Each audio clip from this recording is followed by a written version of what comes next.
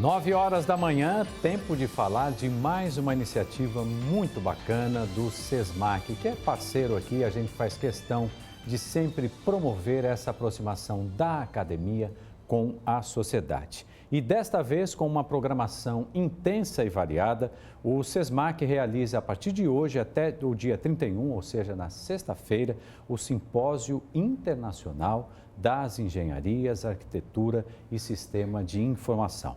E para falar mais sobre isso, eu recebo aqui uma simpatia, a professora Rosineide Honorato, ela que é coordenadora do curso de Engenharia Civil do SESMAC. Professora, muito obrigado pela presença e obrigado pela simpatia, dividir aqui com a gente um pouco dessa simpatia. Como é que surgiu a ideia de fazer esse simpósio internacional? Seja muito bem-vinda. Bom, muito obrigada. Primeiro momento, a gente agradece essa oportunidade que é dada ao Centro Universitário SESMAC.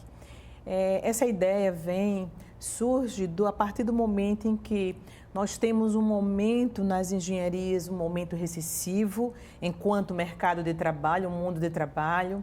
Vem também da iniciativa de alguns grupos internos em promoverem uma ação em prol das exatas. Exatas a gente chama de exatas o conjunto dos 5 cursos que fazem as engenharias, as 3 engenharias, a arquitetura e urbanismo e o sistema de informação.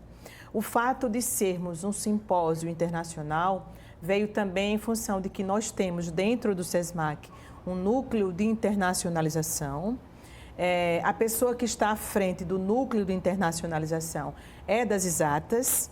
Havia uma necessidade da gente fazer um movimento desde o início do ano com relação a esses cursos. Então, a gente fez um agregado de condições e recursos e nasceu o Simpósio Internacional. Que bacana. E como é que está estruturado o simpósio, professora? Começa hoje, pelo que eu vi, como uma palestra magna, né? Isso, muito bom. Essa palestra magna, nós temos como conferencista o reitor da Presbiteriana Mackenzie, São Paulo.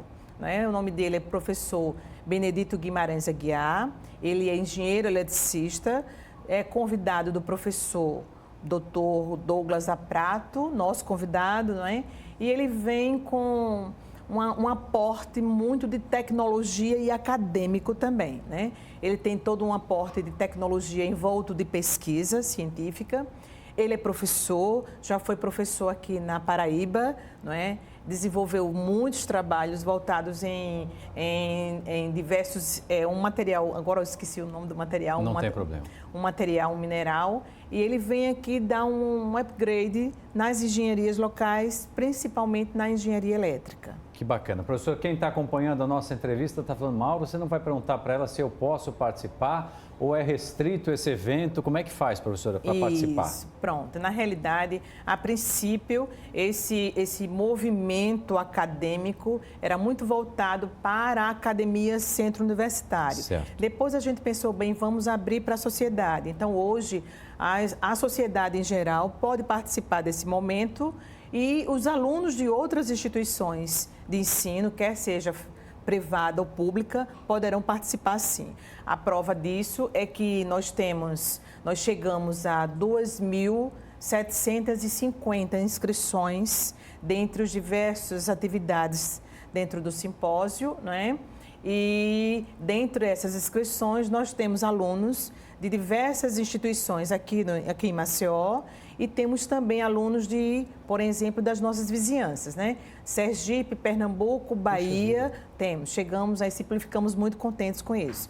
Então, você que está em casa achando que tem uma notinha assim no endereço que a palestra está esgotada, na realidade, apareça, vá até lá e se inscreva, né? Porque a gente dá a oportunidade, sim. Claro. Né? Vamos ter também uma palestra que está sendo um tema, me permita, fique à vontade, sobre a questão do pinheiro. Né? A gente entende que a solução é acadêmica, né? A solução é técnica. Então, já discutimos isso em diversas vezes dentro da Escola de Engenharia Civil, discutimos diversas vezes as questões relacionadas ao bairro do Pinheiro. Né? Então, essa discussão agora, atual, é uma discussão do que se resolver, quais as soluções adequadas para solucionar aquele problema, não é? Que soluções de engenharia envolvendo a geologia e a geotecnia, que são ramos da própria engenharia, quais são as soluções e as intervenções que podem ser adotadas. Então, teremos, para esse momento, a gente tem convidado a comunidade, sim, que é o maior interesse da comunidade local, temos os nossos estudantes, temos a comunidade e temos 6 pessoas na banca, não é? Na mesa, e vai ser presidida por um geólogo, nosso professor, o professor Ricardo Queiroz. Sim, professor Ricardo. Isso. Que maravilha. Professora Rosineide Honorato, eu queria ficar mais tempo aqui com a senhora, mas realmente hoje é um dia assim, de muita informação, ainda mais com esse incêndio que infelizmente deixou uma pessoa morta. Mas para você que acompanhou o nosso programa, está aí essa excelente oportunidade. Apareça no SESMAC. Parabéns, professora, mais uma vez, e obrigado mais uma vez. A gente fica muito feliz, ainda mais para fazer essa aproximação tão fantástica, né, da academia com a sociedade. Obrigado pela presença. Nada, a gente é que agradece, tá? Lembrando sempre que a internacionalização deu-se em função de um venezuelano que vem falar um pouco sobre cidades inteligentes, né? E essa internacionalização também do simpósio, ela dá-se em função de inscrições do exterior para videoconferência, nos assistirmos enquanto desenvolvimento do simpósio. Muito bem.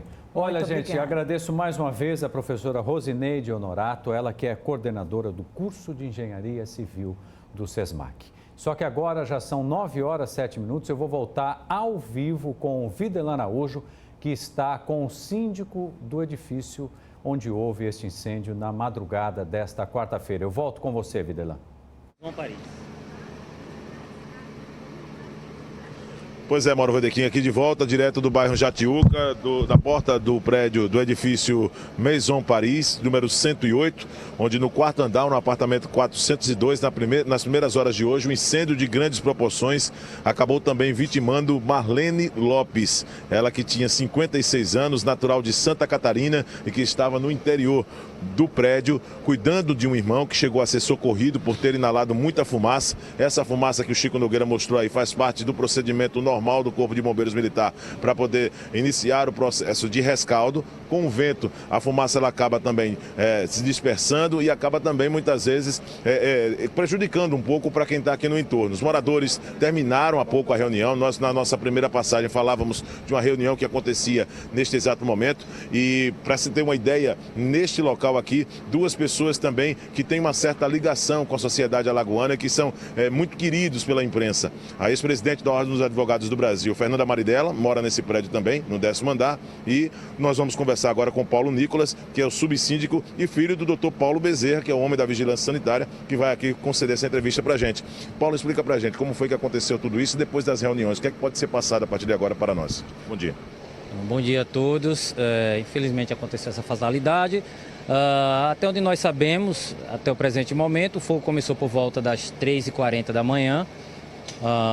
Começou no 402, pelo que dizem foi um ventilador que entrou em curto-circuito e o ventilador estava na sala e aí o fogo se propagou de uma maneira muito rápida. Eu fui acordado por um vizinho às 3h43 da manhã, informando que o prédio estava pegando fogo. E quando eu acordei, eu olhei pela janela, já vi a temperatura muito quente, o incêndio foi no quarto, eu moro no 10º, e dava para sentir a temperatura da janela do 10º andar. E aí aquele desespero, acordar as crianças, pegar a toalha molhada, colocar no rosto e tentar descer pelas escadas. Descemos pelas escadas, eu verifiquei que pela quantidade de fumaça ela estava saindo do 4º andar. Quando a gente saiu passou do 4º andar, o alívio foi maior. Tentamos entrar em contato com os bombeiros, insistindo para que eles chegassem logo.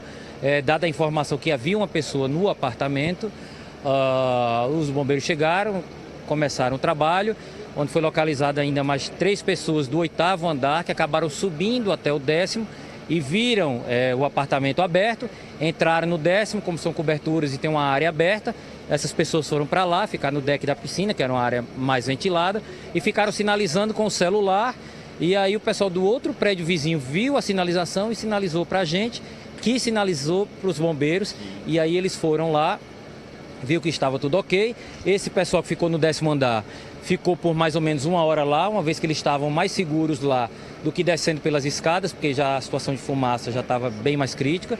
Quando a fumaça cedeu um pouco, essas 3 pessoas desceram e aí foram liberadas e ficou só a situação de alguns animais que foram esquecidos nos apartamentos e dessa pretensa moradora que ninguém sabia se tinha ficado ou não, se estava no elevador ou não.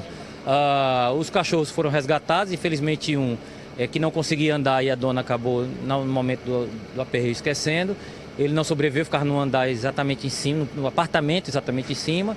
Ele morreu por inalação de fumaça e aparentemente a hóspede do apartamento 402 inalou fumaça e, pelo que se conta, me parece que o óbito dela foi por causa disso. Exatamente. Paulo, explica pra gente, vocês se reuniram agora, você como subsíndico, o síndico também, Alexandre, os moradores, o que é que vocês trataram necessariamente nesta reunião?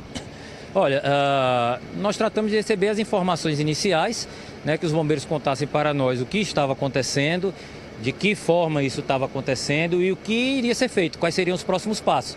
Cuidamos da segurança do prédio para não entrar estranhos e estamos aguardando. Ele pediu para ficar pelo menos uma pessoa de cada apartamento para fazermos uma primeira subida para pegar itens de necessidades básicas, óculos, documentos, etc. E depois, no segundo momento, que todo mundo vai poder voltar para os seus apartamentos, mas ainda sem gás, sem algumas coisas, voltar para tentar começar a fazer uma limpeza e organizar a vida. Nas questões de segurança, o Corpo de Bombeiros Militar chegou a afirmar que não foi disparado o alarme de incêndio. E em off, para a nossa reportagem, um dos representantes do Corpo de Bombeiros chegou a dizer o seguinte: tudo errado. Você, como subsíndico, o que é que você pode falar a respeito de laudos? Está tudo em dia em relação a essas questões de segurança que são essenciais nesse momento? Veja só, essa parte de segurança, o condomínio tem uma administradora. Quem é a administradora, Paulo, por favor? A administradora se chama Minimax. Nós queremos crer que a administradora, enquanto administradora, tenha deixado tudo regularizado.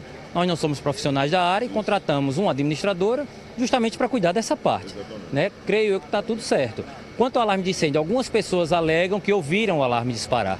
Né? Eu não sei, realmente na hora da preocupação, da correria, eu não me recordo de ter ouvido nada. Mas eu acho que essa parte do bombeiro afirmar tudo errado, eu acho prematura, precipitada. Lamento o bombeiro que tenha falado isso sem uma documentação oficial. Porque do mesmo jeito que ele pode reclamar disso, eu posso reclamar que o bombeiro demorou para chegar. Demorou, na verdade, na sua opinião como morador? Demorou quase meia hora para chegar a partir do primeiro chamado, e nós ligamos e a central dos bombeiros também não atendia. E nós ligamos para o 90 e o 90 dizia que não era com eles. Então é precipitado você reclamar sem você ter afirmações. Eu ainda vou fazer levantamento de horários, levantamento de todas as chamadas. Mas eu acho que o principal aviso fica para você que é morador de prédio. A gente acha que as coisas nunca vão acontecer com a gente, nunca vão acontecer com o nosso prédio. O meu prédio é um prédio bem construído, um prédio numa localização boa. Um incêndio aqui, de jeito nenhum. A gente sempre imagina isso. E é importante saber que pode acontecer e que vidas podem ser perdidas aqui. Os momentos que nós passamos enquanto descíamos as escadas foram momentos de terror. Então, para evitar que isso aconteça com você, telespectador, verifique se está tudo certo, verifique se está tudo correto e tente fazer pelo menos uma vez por ano uma simulação para a gente saber o que fazer em momentos como esse. Uma última colocação, os representantes da empresa Minimax, que é a administradora, conforme você citou, já estão aqui presentes no local, conversaram com você desse contato? Já conversaram conosco, nós temos um sistema de portaria remota.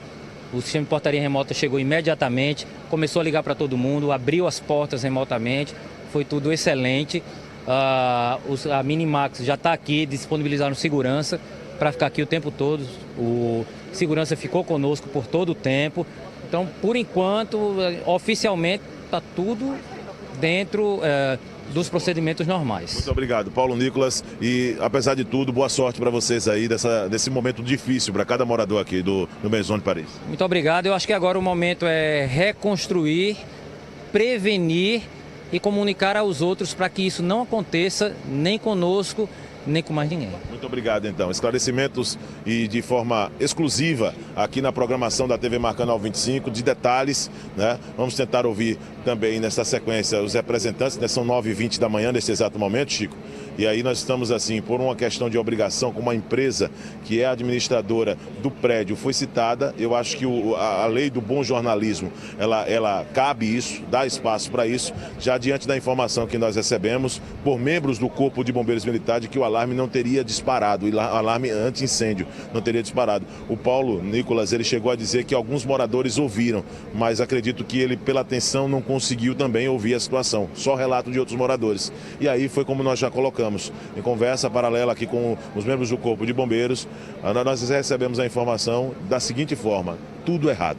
Foi exatamente essa situação, então acredito que cabe a gente, na lei do bom jornalismo, tentar ouvir, tentar pelo menos falar. Se fala ou não é outra história, e dentro de mais alguns instantes nós vamos tentar aqui voltar nessa terceira passagem aqui no TV Mar News com o pessoal da administradora, ou pelo menos com o posicionamento, se eles querem ou não falar com a imprensa. Voltamos já, Mauro. Eu acho que pode até deixar ali a imagem de novo. Pode deixar a imagem ali, por favor, Josi. A imagem do Chico Nogueira, são imagens ao vivo. O que chamou muito a minha atenção foi a fumaça que o Viderlan teve que respirar junto com o Paulo, que é advogado, que é casado com a Fernanda Marinella, ex-presidente da OAB. Nós estamos nesse momento mostrando para você o rescaldo, é assim que se fala tecnicamente, são 9h17. Ainda há muita fumaça ao ponto de ser interrompida a reunião que havia ali entre os moradores. E o fato é, de tudo que nós ouvimos até agora, infelizmente a gente lamenta, claro, em primeiro lugar, a morte dessa pessoa que estava lá para ajudar uma outra pessoa moradora do prédio. E o que disse o próprio entrevistado pelo nosso querido Viderlan Araújo, o doutor Paulo: a gente nunca acha que vai acontecer com a gente, e acontece. Então, investir em brigada de incêndio é investir na vida humana, no patrimônio também. E desta vez, felizmente, não, porque pelo que nós vimos na madrugada, do tamanho das labaredas, o fogo poderia ter atingido todo o edifício. E graças a Deus, isso não aconteceu. Já são 9h18, acho que a gente faz uma pausa rapidinho para tomar uma água e eu acho que o Viderlan ainda volta trazer. Então a prioridade é para o Viderlan ao vivo. Ele está aí ao vivo, o Viderlan? Então vamos voltar com o Viderlan Araújo ao vivo, com mais informações do local do incêndio. Eu volto com você, Viderlan. O Viderlan vai voltar agora. Vem cá.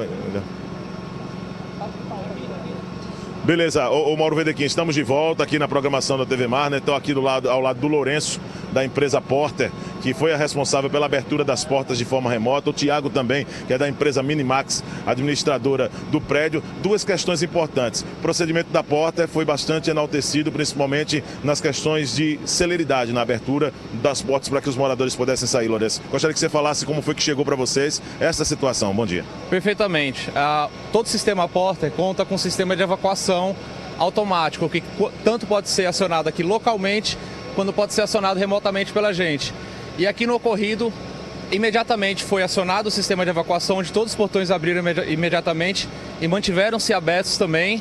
E em seguida, o nosso patrulheiro chegou aqui, onde ele fez o desligamento do prédio todo, da parte de energia do prédio também, e ficou dando suporte aqui no prédio até que os bombeiros chegassem aqui no condomínio. Pois é, parabéns ao trabalho da Porta, que foi citado. Eu quero agradecer aqui a participação do Lourenço, né? O Tiago está por aqui também. Qual é o teu sobrenome, Tiago? E qual é a tua função na Minimax? Tiago Andrade, sou administrador. Administrador, né? Tiago, nós recebemos do pessoal do Corpo de Bombeiros a informação de que o alarme de incêndio não teria sido acionado, ou ele não acionou, na verdade, uma questão daquela fumaça. Está tudo em dia? Como é que está essa situação em termos de segurança da Minimax, que é administradora aqui do prédio? Isso, na realidade, o condomínio ele está com tudo em dia, né? Tudo certinho. Inclusive a empresa que faz a manutenção dos alarmes, dos extintores, está aqui presente, o representante da empresa. Os extintores estão em dia, então está tudo funcionando, né? A gente ainda não tem essas informações mais concretas, o porquê que não tem funcionado, mas vamos buscar a fundo, né? Porque são equipamentos pode haver realmente alguma falha ou alguma falta de... Alguém não soube acionar, então temos que verificar isso a fundo para poder dar Mas um retorno. O alarme de incêndio geralmente ele tem sensores, né? E é automático, né, Tiago? Isso de vocês exato. Também, dentro dessa proposta, também foi colocado dessa forma, com sensores para poder acionar. Exatamente. Deixa eu perguntar para você uma outra coisa, a respeito do último dia que foi feito, por exemplo, a inspeção no prédio de condições de segurança por parte de vocês da Minimax. Você tem isso aí em data já? A gente adentrou no condomínio agora em janeiro desse ano, né? Posteriormente à nossa entrada foi feita essa vistoria. E quer dizer que o prazo é de quê? De 6 meses? O que é que a lei preconiza nesse sentido, você sabe? No caso, a vistoria de bombeiro é anual, né? A nossa vistoria, enquanto administradora, a gente faz uma vistoria quase todo mês, né? Então, assim, constantemente a gente tem fiscais que vêm fazer essa vistoria. Então, vai no prédio todo, a gente tem empresas parceiras que, como eu falei, o representante hoje ele se encontra aqui, né? Que faz a manutenção dessa parte de incêndio também.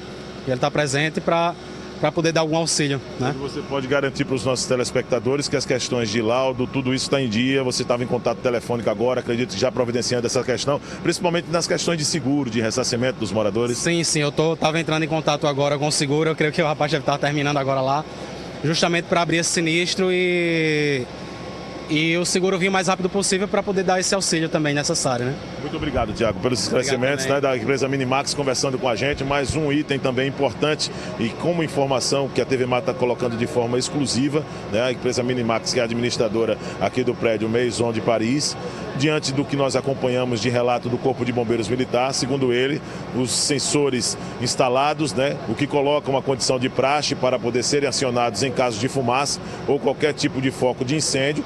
Os bombeiros alegam que não foi acionado por algum motivo. É claro que tudo ainda é muito prematuro, a perícia vai determinar detalhes a respeito desse assunto, mas eu acredito que a condição importante foi o que ele colocou. Em janeiro deste ano, foi quando aconteceu a última vistoria nas questões de segurança aqui no prédio Maison de Paris. E é preciso saber se essas vistorias precisam ser realizadas mensalmente, porque o período pode ser considerado longo, já que teve fevereiro, março, abril, maio e agora já no finalzinho de maio, né, praticamente 4 meses, indo para um 5º mês da última vistoria, o que pode também deixar, em termos de dano, alguma margem para que essa situação venha a ocorrer. Fizemos um trabalho jornalístico, ouvindo todos os lados, aqui diante dessa tragédia, que vitimou Marlene Lopes, de 56 anos, natural de Santa Catarina, que estava no 4º andar, no apartamento 402, acompanhando o irmão que vinha de uma intervenção cirúrgica e que veio a óbito, possivelmente por asfixia, por ter inalado de forma exagerada fumaça diante do procedimento de socorro do Corpo de Bombeiros Militar.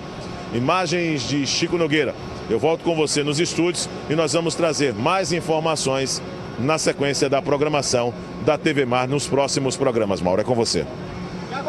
Tá aí, muito obrigado ao Videlan Araújo. Eu quero dar parabéns ao Videlan, agradecer demais ao Videlan Araújo e também ao Chico Nogueira, que fizeram um trabalho espetacular durante esta edição do TV Mar News. Eles que estão ali ainda ao vivo para tudo que possa acontecer. E eu repito, felizmente não foi uma tragédia ainda maior. E também parabéns a toda a equipe técnica aqui da TV Mar. Você vê a qualidade da nossa transmissão, informação ao vivo na telinha. E não vamos encerrar sem receber a mamãe do ano, ainda com a previsão do tempo, e a Polane, que trabalhou demais também nos bastidores para fazer tudo para você que acompanha os dois lados do jornalismo, né? Os dois lados da informação. Bom dia para você, Mauro. Só para a gente também aí acabar, encerrar esse assunto aqui no TV Mar News, pode ser que de repente a gente ainda entre com alguma informação ao longo da programação da TV Mar. Também tentei contato com o Corpo de Bombeiros agora pela manhã. Toda a equipe que está empregada no combate desse incêndio não está podendo falar. Eu tentei com a administração do Corpo de Bombeiros para saber como é que está a situação do prédio, se está regular de acordo com a perícia do Corpo de Bombeiros, né? Mas, infelizmente, hoje o Corpo de Bombeiros coincidiu de estar havendo uma solenidade em que eles vão entregar medalhas. E a equipe que poderia nos passar essas informações, infelizmente, não pôde nos passar essas informações. A gente vai ficar devendo assim que o Corpo de Bombeiros entrar em contato com a gente novamente, a gente puder ter essas informações, a gente repassa aqui para vocês também. Maravilha. Vamos agora para a previsão do tempo. Vamos lá. Queria que o Max, por favor, colocasse as imagens aqui para a gente. Mauro, finalmente aquela frente fria que estava estacionária no sul do país acabou se deslocando. E ela se deslocou exatamente porque a alta subtropical do Atlântico Sul, que estava mais ao sul aqui do país e deixando ela bem estacionária, ela também se deslocou, subiu um pouco mais e acabou fazendo com que essa frente fria avançasse mais para a região mais ao norte do país e também para o Oceano Atlântico. Mas aí, Chama, a gente tem uma outra frente fria que já está começando a entrar, já deve atingir o extremo sul do país ainda hoje e, por enquanto, essa alta pós-frontal que vem na retaguarda exatamente dessa outra frente fria que acabou se deslocando, vai fazer com que as temperaturas baixem, despenquem realmente, porque ela vem acompanhada por uma massa de ar polar.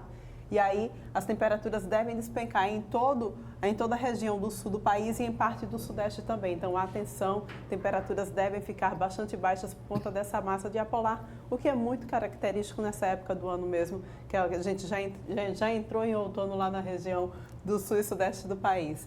Em boa parte do centro-oeste do país, a gente continua com um tempo bastante firme e seco, exatamente por conta da massa de ar seco que está atuando lá naquela região. A zona de convergência intertropical aqui no norte continua posicionada a 5 graus ao norte, então ela ainda continua sem influenciar tanto assim na região aqui do norte do nordeste, do norte e do nordeste, e pega aí uma influência um pouco só mais na região norte mesmo do nosso país e que acaba convergindo aqui com essa umidade que é bem característica da Amazônia já. Aí a gente se pergunta, e o que é essa mancha aqui? Exatamente. Eu achava que era a zona de convergência intertropical, não é. É chegada então a segunda onda de leste finalmente aqui no nosso litoral, né, que é um fenômeno muito característico desse período, que é justamente esse período de outono. Então, é exatamente isso que está acontecendo. Essa onda de leste, ela vem se deslocando ao longo da semana, desde lá da costa da África, e chegou finalmente aqui ao nosso litoral. E aí ela veio, inclusive, e vem ganhando força e já deve atingir a região aqui do Rio Grande do Norte, já ainda nessa manhã, Paraíba, Pernambuco e norte aqui de Alagoas, ela deve atingir já para a parte da noite, já tardinha para a noite. Então, atenção, porque ela vai provocar chuva forte para esses estados, com rajadas de vento, enfim, tem possível formação, inclusive, de cumulonimbus nessa onda de leste que veio viajando da costa da África até chegar aqui. E aí, aqui para Alagoas, a gente ainda tem uma certa umidade que está sendo trazida pelos ventos que está em sudeste, né? Então o vento sudeste ele está empurrando a nebulosidade que vem do cavado que está localizado aqui na Bahia, que deixa o tempo bem estável lá na região da Bahia e também em Sergipe. E aí esses ventos de leste vai fazer com que chegue também certa umidade aqui na região de Alagoas. Então a gente, para a região metropolitana, aqui para essa região do litoral, a gente pode ter a possibilidade de pancadas de chuva a qualquer momento do dia, exatamente por conta dessa formação desses ventos que está trazendo bastante umidade para cá. Mas ainda não é nada configurado, não é nada por conta da onda de leste. Ela fica lá para a região mesmo, a partir de Pernambuco, e deve chegar aqui até a região aqui do Ceará, Mauro.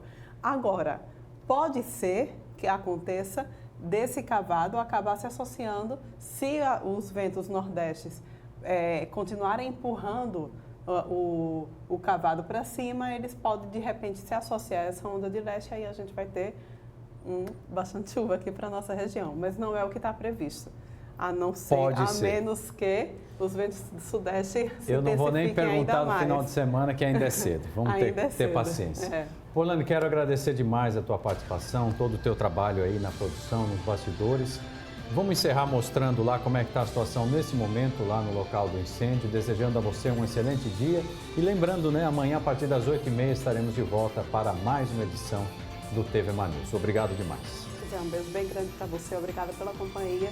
E você vai ficar agora com essas imagens em seguida com o programa Bem Assim, Mara Almeida. É isso aí, a Maroca está chegando. Vamos ver.